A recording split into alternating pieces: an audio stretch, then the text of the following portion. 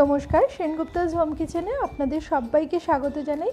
আজ আমরা লাউয়ের একটা ইউনিক কিন্তু ঘরোয়া উপকরণ দিয়ে খুব সহজেই বানিয়ে নেওয়ার মতো একটা রেসিপি নিয়ে আপনাদের সামনে উপস্থিত হয়েছি। আশা করি আপনাদের এই রেসিপিটা ভালো লাগবে, তো শেষ পর্যন্ত ভিডিওটা দেখার জন্য অনুরোধ রইল। এই রেসিপিটার জন্য প্রথমেই কিছুটা সর্ষের তেল গরম করতে দেওয়া হয়েছে বড়ি ভেজে নেওয়ার জন্য। তেলটা গরম হয়ে গেলে বড়িগুলোকে ছেড়ে দিতে হবে। বড়িগুলোকে দিয়ে ভালো করে নাড়াচাড়া করে বেশ লালচে করে ভাজতে হবে। বড়িগুলো বেশ লালচে রং ধরলে এবার ওগুলোকে তেল থেকে তুলে নিতে হবে। আর ওই তেলের মধ্যেই কিছুটা জিরে, একটা শুকনো লঙ্কা আর একটা তেজপাতা ফোড়ন দিয়ে, ফোড়নটাতে সুন্দর গন্ধ বেরোলে ওর মধ্যে লাউ দিয়ে দিতে হবে। লাউগুলোকে সরু সরু লম্বা করে কেটে নেওয়া হয়েছিল। লাউটাকে দিয়ে খুব ভালো করে মিশিয়ে নিতে হবে। লাউটা হালকা নাড়াচাড়া করে ওর মধ্যে নুন দিতে হবে।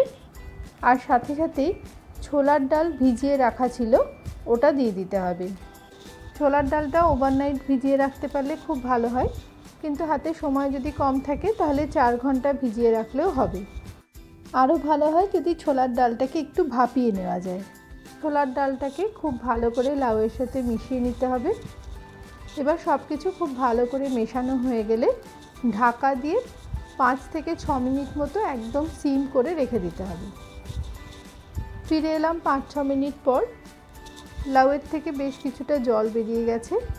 এবার আবারও খুব ভালো করে নেড়ে দিয়ে বড়িগুলো ভেজে তুলে রাখা ছিল, ওই ভাজা বড়িগুলোকে দিয়ে লাউয়ের সাথে খুব ভালো করে মিশিয়ে নিতে হবে।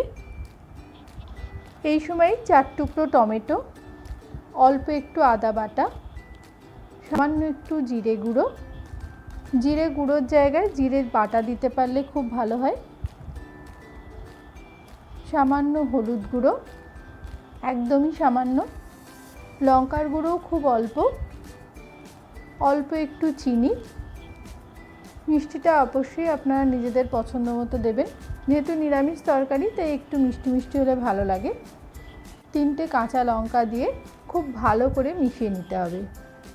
সব মশলা দেওয়া হয়ে গেলে মিডিয়াম ফ্লেমে এটাকে খুব ভালো করে নাড়তে হবে যতক্ষণ না আদার কাঁচা গন্ধটা চলে যায়। কিছুক্ষণ নাড়ার পর এবার এর মধ্যে অল্প একটু গরম জল দিয়ে দিতে হবে বড়ি আর ছোলার ডালটা নরম হয়ে যাওয়ার জন্য।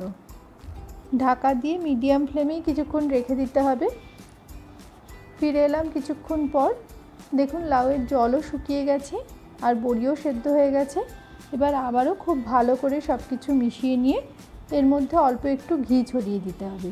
যেহেতু নিরামিষ তরকারি তাই ঘি দিলে ভালো লাগে। আর কিছুটা ধনেপাতা কুচি ছড়িয়ে দিলেই তৈরি হয়ে যাবে লাউয়ের এই তরকারিটা। লাউয়ের এই নিরামিষ তরকারিটা খেতে খুবই ভালো লাগে। আশা করি আমাদের আজকের এই ভিডিওটা আপনাদের ভালো লেগেছে। যদি ভালো লেগে থাকে তাহলে একটু লাইক, কমেন্ট আর শেয়ার করে পাশে থাকবেন।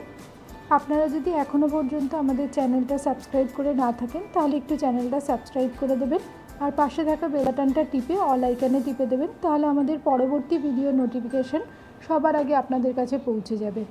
আপনারা যদি ফেসবুক থেকে দেখেন তাহলে আমাদের পেজটাকে একটু ফলো করে দেবেন।